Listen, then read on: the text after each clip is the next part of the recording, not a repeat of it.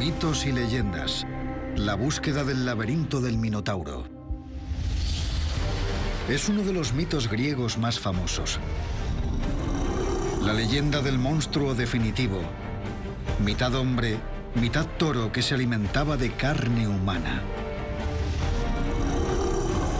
El Minotauro era tan peligroso que para que no pudiera escapar estaba preso en las profundidades de la tierra, dentro del laberinto. Pero entonces llegó un gran héroe, Teseo. Se aventuró a llegar al corazón de su guarida y mató a la bestia. Durante miles de años se creyó que no era más que un cuento. Pero ¿podría ser cierta la historia del laberinto, Teseo y el Minotauro? Existe una realidad física histórica en la que se basan estos mitos griegos. Un arqueólogo inglés estaba decidido a mostrar que el mito era un hecho. Llegó a obsesionarse con la idea del toro y el laberinto. Y mientras lo buscaba, descubrió una civilización perdida. Las fronteras entre lo prehistórico y lo histórico ya no eran inamovibles. Esta es la historia de Arthur Evans y sus esfuerzos por hallar la guarida del Minotauro. El laberinto.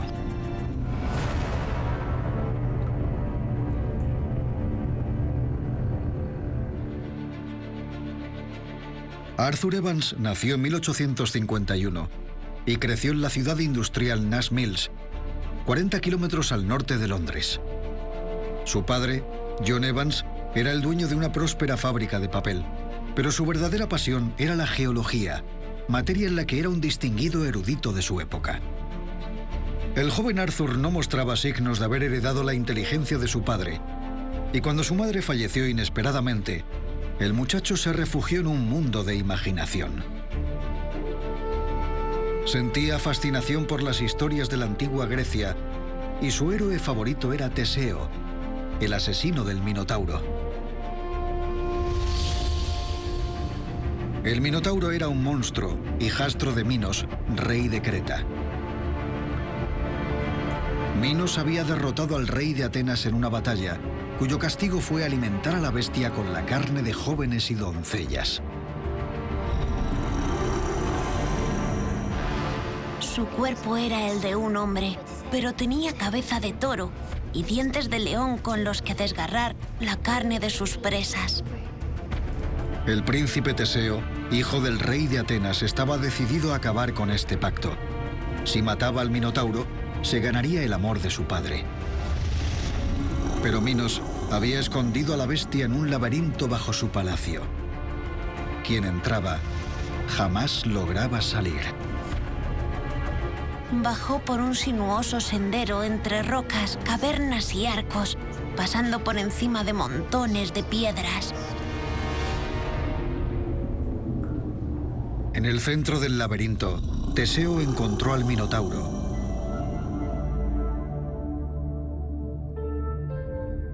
Y se enfrentó a él.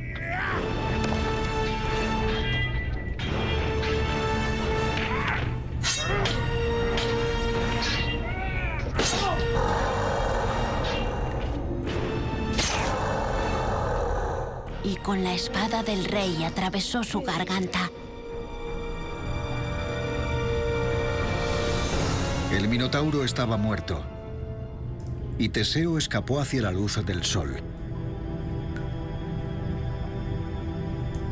El joven Evans no tenía ni idea de que esta historia le llevaría a realizar uno de los mayores descubrimientos del siglo XX. Pero con 24 años estaba cansado de limitarse a leer sobre aventuras. Quería vivirlas él mismo y dejar su propia huella en la historia. Su padre, el gran John Evans, le había dejado el listón muy alto con sus descubrimientos sobre la Edad de Piedra británica. Todos los hijos de grandes hombres se esfuerzan por salir de la sombra de sus padres, y no creo que Evans fuera una excepción. A Evans le llamaban Evans el joven, y eso le dificultó un poco las cosas. Evans estaba decidido a encontrar una manera de demostrar su valía. Se veía a sí mismo casi como un personaje aventurero sacado de una novela. Iba en busca de aventura y sabía que sería bastante peligroso. Así que partió hacia el lugar más traicionero que se le pudo ocurrir: los estados balcánicos del este de Europa, sumidos bajo el control del débil Imperio Otomano.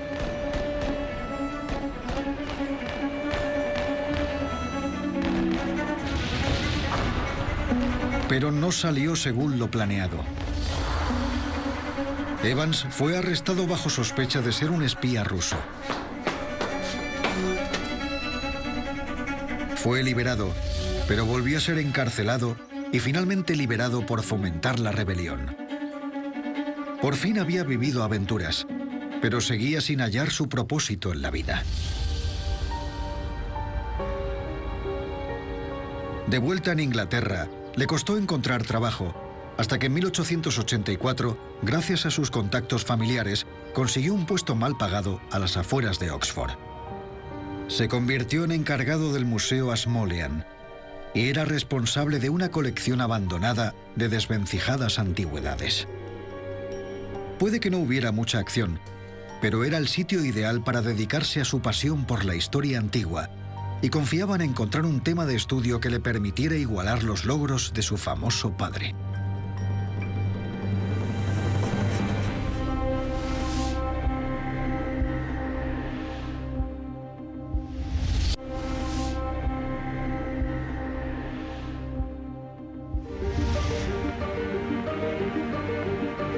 Evans no podría haber elegido mejor el momento para intentar hacerse un nombre. La reina Victoria disfrutaba de una autoproclamada edad de oro, gobernando un imperio que se extendía por todo el globo. Gran Bretaña era la capital intelectual del mundo. Habían inventado la máquina de vapor, el teléfono y la primera bombilla. Ingenieros como Isambard Kingdom Brunel estaban cambiando los límites de la arquitectura con edificios como la estación de Paddington, la primera estación de tren subterránea del mundo, o el mayor barco jamás construido, el Great Eastern. Científicos de todo el mundo aparecían en los titulares. Los químicos llenaban la tabla periódica al ritmo de un elemento nuevo cada año. Darwin cuestionaba los orígenes del hombre, mientras que los pioneros del emergente campo de la arqueología se centraban en la pregunta de dónde provendría esta impresionante civilización occidental. Es un momento en el que los países europeos se sentían muy poderosos y en el que los intelectuales se dedicaban a buscar respuestas a preguntas históricas con una especie de deseo por organizar el pasado. La gente quería explorar de forma sistemática lo que se escondía bajo tierra. En aquella época se pensaba que la Grecia clásica fue el lugar de nacimiento de la civilización occidental. Alrededor del 500 a.C., los griegos habían inventado una cultura avanzada. Influenciaron a todas las civilizaciones europeas desde entonces. Había pruebas por todas partes. Edificios, estatuas, arte, literatura, matemáticas, ciencia, así como grandes ideas sobre la democracia, el crimen y el castigo. Algunos dudaban de qué habría existido en Europa antes de los griegos.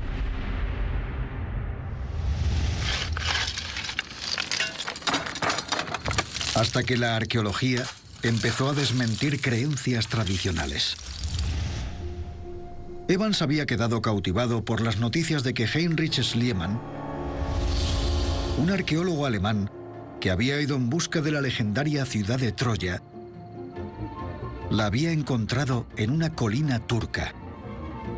Todo el mundo pensaba que era un mito. Se lo comunicó al mundo: mirad, he descubierto Troya.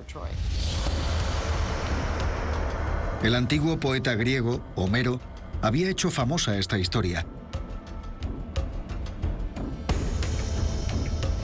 Relataba cómo Paris de Troya se había escapado con Helena, reina de Esparta, desatando una sangrienta guerra entre troyanos y griegos.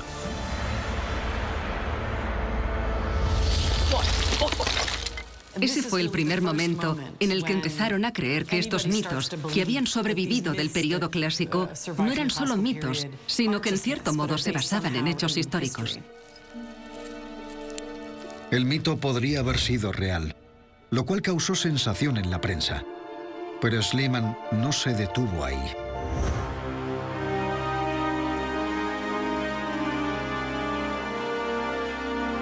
Fue a la fortaleza de Micenas, en Grecia,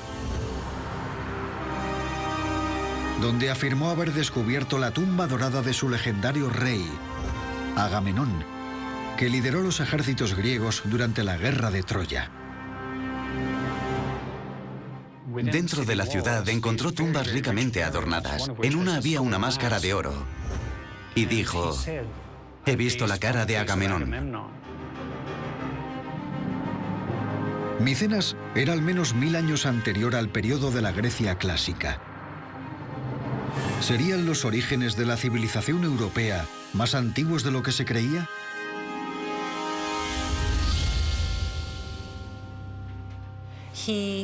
Así confirmó que existía una realidad física histórica en la que se basaban estos mitos griegos, y eso era extraordinario. Evans no estaba convencido de que los descubrimientos de Schliemann fueran suficientes para reescribir la historia. Así que en 1883 fue a ver los famosos tesoros. Pero Evans pronto se dio cuenta de que Schliemann iba por buen camino. Los tesoros claramente habían sido creados por manos increíblemente habilidosas. Junto a la impresionante arquitectura y el arte, eran prueba de la existencia de una avanzada cultura antigua. Empezó a pensar lo genial que sería encontrar una civilización anterior a la griega, que fuera la base de la era clásica. Pero Evans sabía que a Schliemann le faltaba algo vital, algo que tenían todas las sociedades sofisticadas: la escritura. Schliemann buscaba una Micenas rica en oro. Y encontró el oro, pero no buscaba textos escritos. La historia se definía por lo que había sido escrito en el pasado. Cualquier cosa que hubiera sucedido antes de que existiera la escritura solo era folclore. Si las historias de antiguas batallas y reyes mitológicos hubieran sido reales, la gente que viviera en aquella época lo habría registrado por escrito. Habrían necesitado textos para construir palacios y fortalezas o para diseñar impresionantes joyas. Entre las ruinas de Troya y Micenas, tenía que haber algún escrito. Sin él, no había prueba histórica de que los habitantes de Micenas fueran los fundadores de la civilización europea, en lugar de los griegos clásicos. Un par de edificios y una tumba. Bien, sin un lenguaje, ¿qué tienes? Pues no mucho. Evans vio su oportunidad.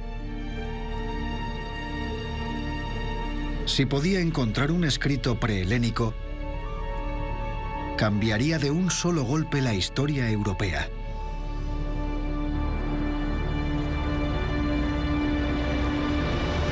Dejaría de ser el joven Evans y se aseguraría un puesto junto a su distinguido padre.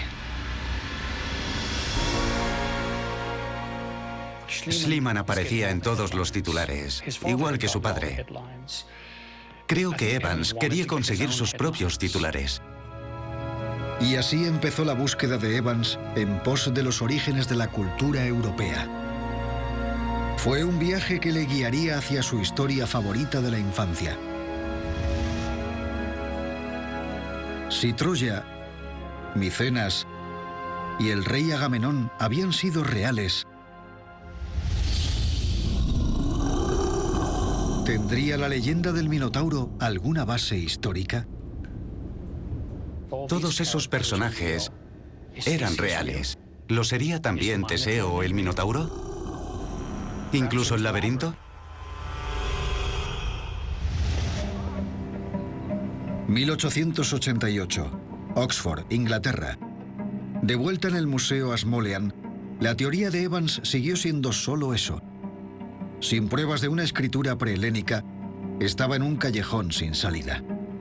Hasta que inesperadamente, la primera prueba apareció sobre su mesa. El reverendo Greville Chester había donado su colección de antiguos sellos de piedra. Los había comprado en bazares de Grecia y Oriente Medio. Le contó a Evans que algunas de las piedras podrían ser de la zona de Micenas y que otras eran de la isla de Creta, el hogar del mito del Minotauro. Cuando Evans las tuvo entre sus manos, supo que estaban directamente relacionadas con lo que Schliemann había descubierto en suelo griego. Eran pequeñas piedras semipreciosas, jaspe rojo y verde, amatista y cornalina, usadas para sellar documentos, dejando su marca en barro o cera, como una firma. Mientras las examinaba, Evans vio que tenían talladas imágenes y símbolos diminutos que no había visto jamás. Hasta entonces, esas piedras habían sido coleccionadas como curiosidades por turistas ricos en sus viajes. Pero Evans se preguntaba si las imágenes podrían ser la escritura antigua que andaba buscando. Una en concreto fascinó especialmente a Evans. Se trataba de una piedra prismática, es decir, que en cada lado tenía una talla diferente y dejaba, por tanto, una impresión distinta con cada lado. Evans se pasó mucho tiempo observándola y creo que es una de las pruebas que hizo que Evans creyera en la existencia de un idioma escrito. Las piedras eran una prueba de que podría haber existido una escritura previa a la de los griegos, pero Evans sabía que necesitaba mucho más que unas piedras para identificar un sistema de escritura completo, y si era un texto tenía que demostrar que era anterior al alfabeto griego.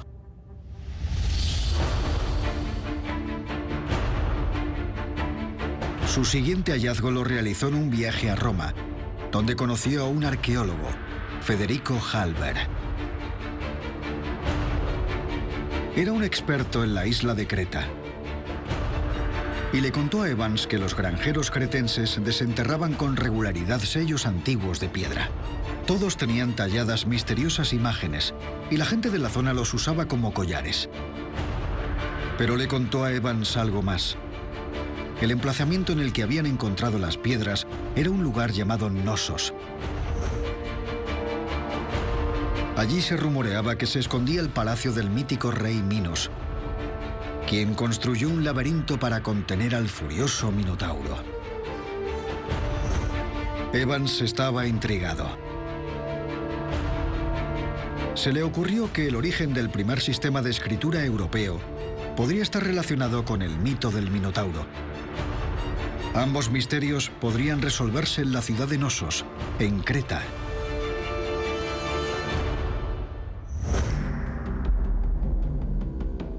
Pero antes de poder ponerse a excavar, quería descifrar los secretos de los sellos. Y para demostrar que los símbolos pertenecían a una civilización prehelénica, necesitaba más. Un viaje a Atenas fue muy fructífero. Allí encontró piedras iguales a las gemas del museo en un mercadillo cerca de la Acrópolis. Los vendedores le aseguraron que procedían de Creta. Pero los símbolos desconcertaron a Evans. Veía pictogramas de animales, personas y símbolos más abstractos que aparecían en grupos, como los jeroglíficos egipcios. Pero únicos. No había modo de saber cómo se leían o qué significaban. ¿Pero tendría ante sí una escritura prehelénica? Sabía que significaban algo, que contarían una historia. Y quería ser la persona que la descifrara. Evans tenía que llevar su investigación un paso más allá, y eso significaba viajar al origen de esos sellos, Creta.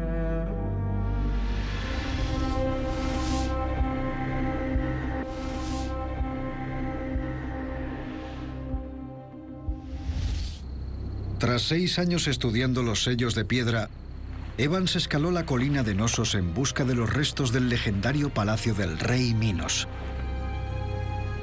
el hogar del temible Minotauro. Se encontraba en medio de un olivar y parecía un emplazamiento arqueológico abandonado. Bajó a una de las zanjas, que eran muy profundas, y al fondo encontró los muros.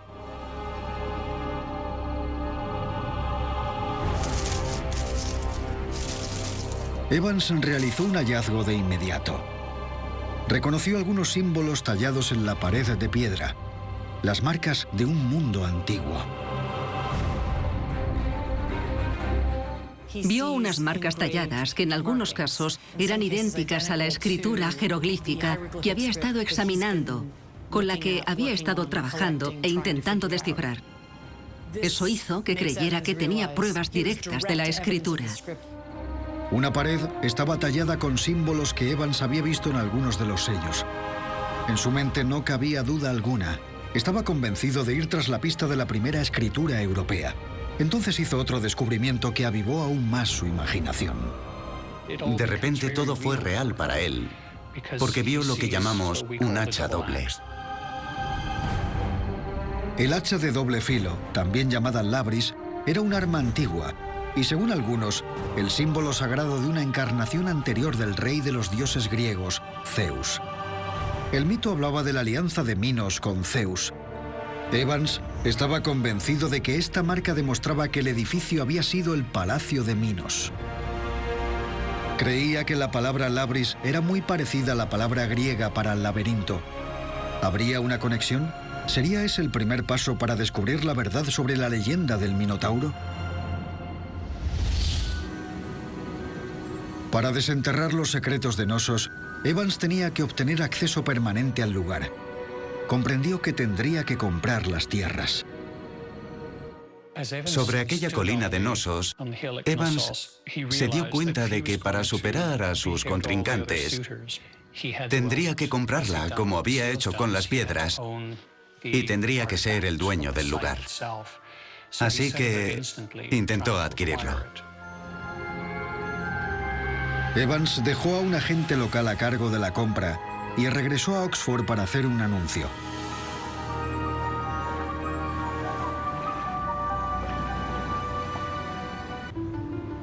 Durante sus viajes por Creta, Evans había comprado un número considerable de sellos. Con más símbolos para analizar, identificó más de 80 caracteres diferentes y sospechaba que no había encontrado una, sino dos variantes de una escritura antigua. Publicó un artículo en el que decía que era el sistema de escritura más antiguo de Europa. Esto causó un gran impacto. Evans había identificado los pictogramas de algunos sellos, imágenes que representaban animales y objetos. Pero otras piedras tenían símbolos abstractos tallados en líneas, un texto lineal. Evans se preguntaba si sería la aparición de un alfabeto.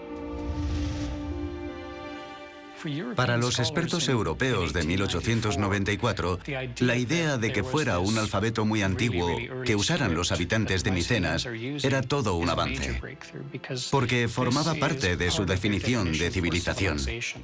Si eras civilizado, escribías tu historia. Fue impactante. Era una publicación que afirmaba que existía un lenguaje por descubrir que él había sacado a la superficie. Evans se convirtió en una figura importante de ese campo. Evans había vislumbrado una antigua escritura, tal vez miles de años más antigua que Grecia. Se preguntaba si una civilización micénica, en Creta, podría ser la verdadera cuna de la Europa occidental, pero para demostrarlo necesitaba más pruebas que unos sellos de piedra. Si esta sociedad antigua hubiera sido tan avanzada, tendría que tener gran cantidad de escritos. Tenía que haber literatura, archivos para gobernar un imperio, en un material que sobreviviera miles de años, como tablillas de arcilla.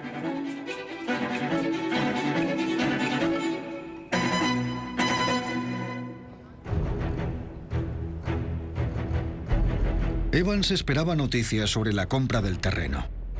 En Creta se fraguaba una guerra por su independencia del Imperio Otomano, pero no se amilanó. El 6 de mayo de 1896 pagó 235 libras por una cuarta parte de Knossos, el equivalente a 22.000 libras actuales. Por ley, podía forzar al resto de propietarios a vender sus partes y convertirse en el legítimo propietario.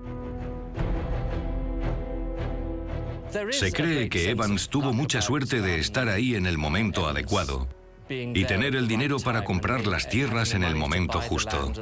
La suerte y el tiempo fueron cruciales en todo lo referente a Evans. Nadie podía arrebatarle su premio. Fue un gran momento para Evans. Este sería su gran descubrimiento, lo que le convertiría en otro Schliemann.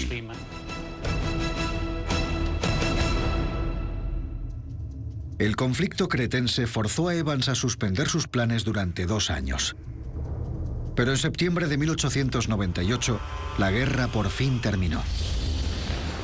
Tras la expulsión de los otomanos de la isla, Evans pudo comenzar la excavación. Pero lograr un acceso total a Knossos no sería barato. La compra de 1/4 de la tierra había dejado a Evans sin blanca. Para comprar el resto y financiar la excavación, necesitaba 5.000 libras, el equivalente a más de $500.000 de libras en la actualidad. Así que una vez más, Evans acabó pidiendo ayuda a su padre, que le apoyó encantado. Puede que Evans se mostrara ambivalente al respecto, pero al final aceptó su ayuda.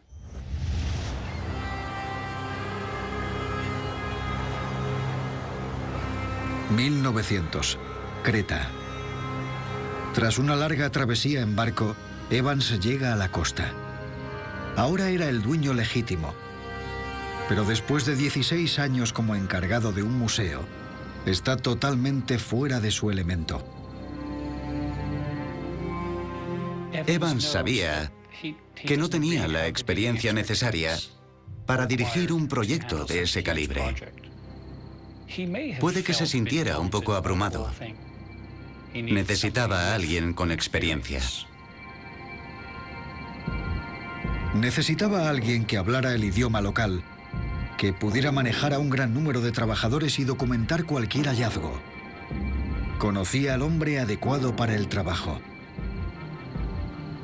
Mandó un telegrama a Duncan Mackenzie y este le contestó que llegaría en el siguiente barco. Todo fue muy precipitado. Y el contraste entre los dos hombres no podía ser mayor. Duncan Mackenzie era todo lo contrario a Evans. Evans era un minúsculo aristócrata moreno. Duncan Mackenzie era un escocés alto y pelirrojo, al que le encantaba beber con los lugareños. Al contrario que Evans, Mackenzie era un experto en la materia. Había pasado años trabajando como arqueólogo en Grecia y hablaba el idioma con fluidez. Al contrario que Evans, que tenía un título en historia moderna, Mackenzie había estudiado filosofía y arqueología en la universidad.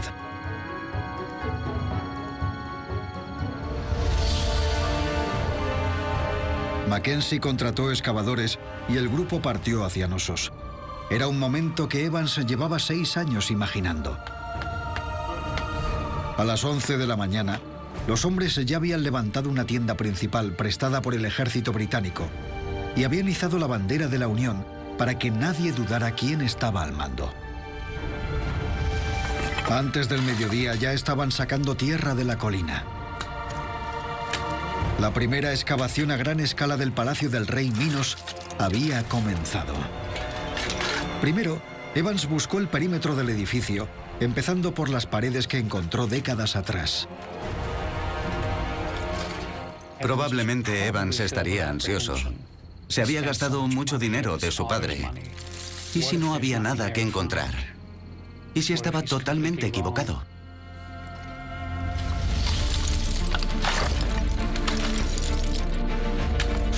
Pero en cuanto Evans excavó en terreno virgen durante la segunda semana, encontró un filón.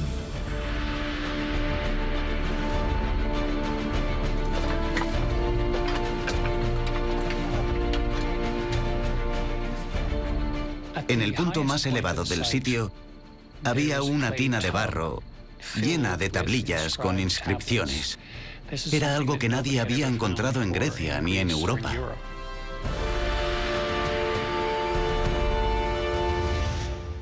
Evans descubrió cientos de tablillas de arcilla, muchas rotas, con una escritura tallada, un texto similar al de los sellos, pero mucho más avanzado. Evans lo llamó Lineal B.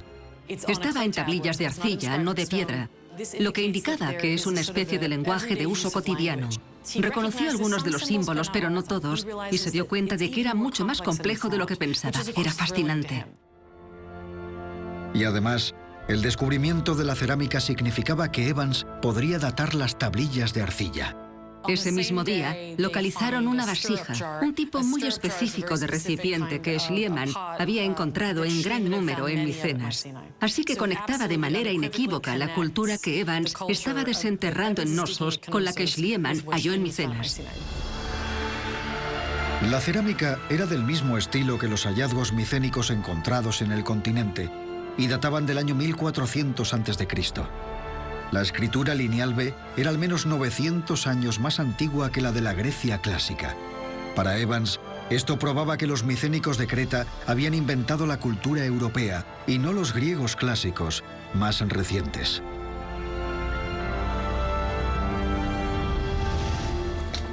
Se puso tan contento que mandó un telegrama al Times, pero también a su padre, que respondió enviándole una elevada suma de dinero para que encontrara más tablillas. El Times hizo público el descubrimiento. El padre de Evans estaba tan orgulloso que mandó 500 libras a su hijo para que ampliara la excavación. Aunque estaba agradecido, a Evans le preocupaba que el apoyo de su famoso padre pudiera ensombrecer su momento de gloria. El dinero de John Evans fue bien amortizado y sacaron más tablillas de las profundidades. Pero Evans vio que la escritura de esas tablillas era diferente al lineal B, más sencilla e incluso más antigua. La llamó lineal A. ¿Sería el eslabón perdido en la historia de la escritura? ¿Sería lineal A el puente entre los símbolos de las piedras y el texto lineal B? Evans estaba seguro de haber descubierto las 3 fases de escritura desarrolladas por la sociedad civilizada más antigua de Europa.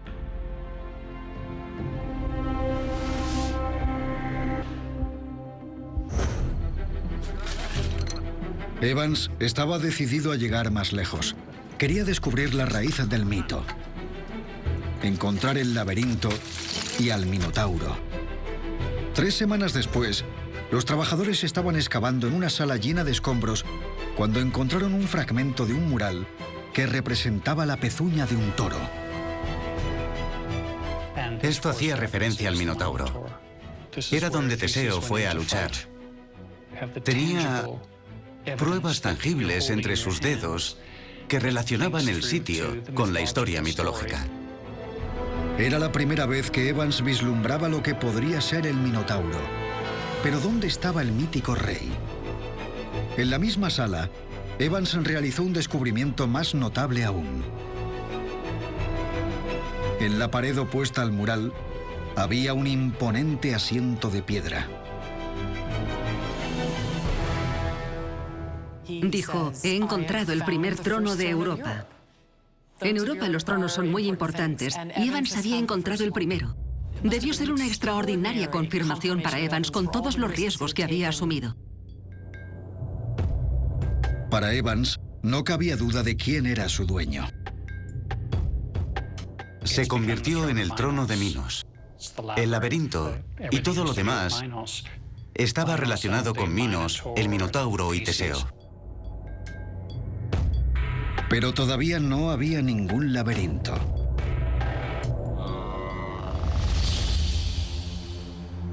Evans siguió excavando. Y por fin, entre los escombros, entre escaleras y salas derruidas, empezaron a aparecer largos pasillos. Estaba excavando a través de pequeños corredores y salas.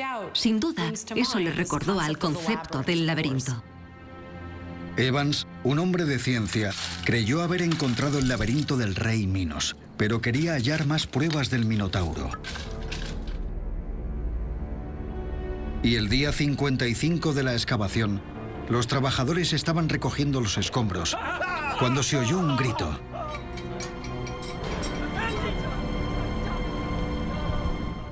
Encontraron un fresco con una cabeza de un toro en relieve, que mugía con la lengua fuera. Se asustaron mucho porque para ellos era la imagen del demonio.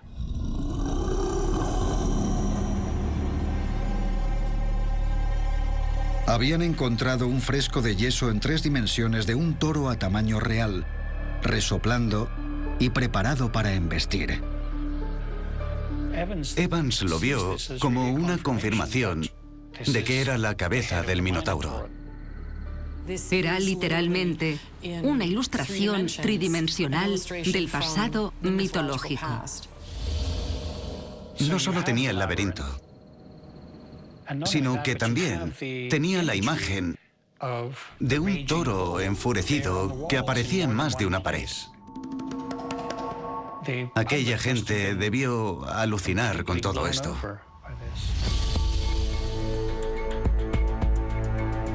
Evans tardó 31 años en desenterrar el colosal edificio en Knossos. Ocupaba una superficie de 22.000 metros cuadrados, el equivalente a 3 campos de fútbol.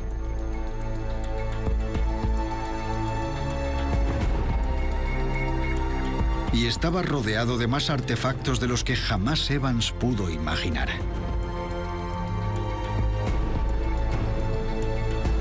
Knossos era una maravilla de la ingeniería. Con un enorme patio central, una gran escalera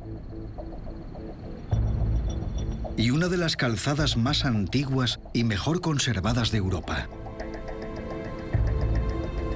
Un complejo sistema de acueductos, un sistema de desagüe e incluso el primer retrete con agua corriente del mundo. Evans había ido en busca de la civilización micénica, la sociedad avanzada más antigua de Europa. Pero mientras sus trabajos en Creta progresaban, se dio cuenta de que había encontrado una sociedad anterior. Todo indicaba que era una sofisticada sociedad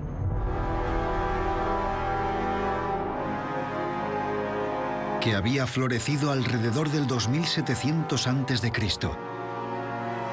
cientos de años antes de que Micenas hubiera existido. La escritura de Creta tenía que ser minoica. En 1911, Evans fue nombrado caballero por sus servicios a la arqueología. Ya no era el joven Evans, sino el gran Sir Arthur Evans. A lo largo de los años, Evans refinó sus teorías.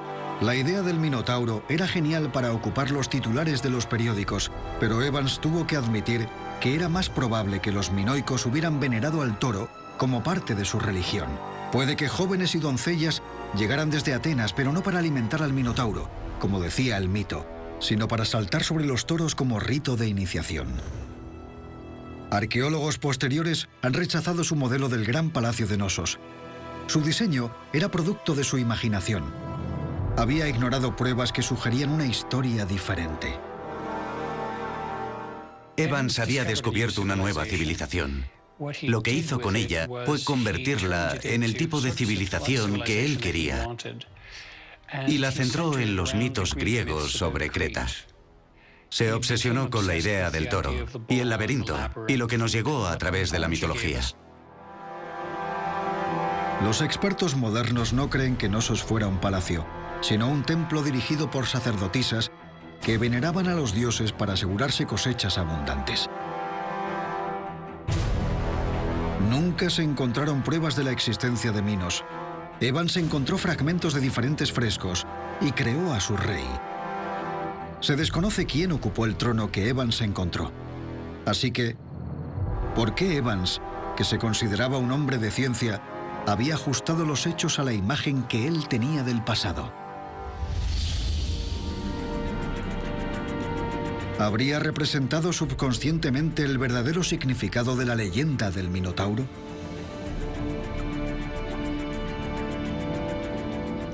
Para los antiguos griegos, el Minotauro y el laberinto era algo que había que superar. En cierto sentido, formaba parte de ellos mismos.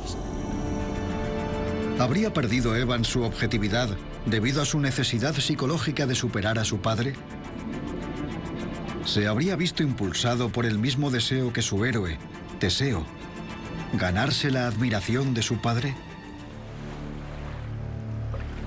Evans cometió errores, pero fue el primero en reconocer la importancia de los sellos de piedra, y su hallazgo de las tablillas de arcilla transformó nuestra comprensión de los orígenes de la civilización europea. Tras su muerte, en 1941, Lineal B, la escritura avanzada de las tablillas de arcilla, por fin fue traducida. Se trataba de un sofisticado sistema de escritura con 187 caracteres. Las tablillas registraban la propiedad de las tierras locales y las ofrendas que realizaban al templo de Nosos. Evans había estado convencido de que Lineal B pertenecía a sus grandes minoicos, pero en realidad era micénico. Y sorprendentemente, era una forma previa del idioma griego, al menos 400 años más antiguo que su alfabeto. Pero ¿por qué la escritura era micénica y no minoica?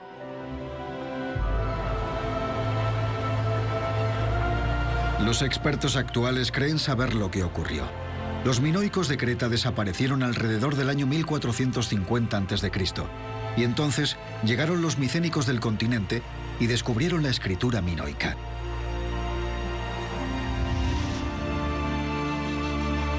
Los minoicos llevaban siglos escribiendo. Su escritura había empezado como pictogramas y jeroglíficos tallados en sellos de piedra, y había evolucionado hasta convertirse en un texto más complejo escrito en líneas, Lineal A.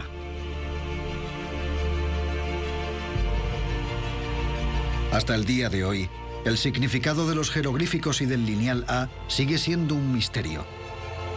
Pero los expertos saben que los minoicos escribían 450 años antes que los micénicos y 1350 años antes que los griegos clásicos. Evans había estado en lo cierto. La civilización europea occidental no empezó en la Grecia clásica, ni en Micenas. Comenzó con los minoicos, un pueblo aún más antiguo, de la Edad de Bronce. Y si conocemos su existencia, es gracias a Arthur Evans.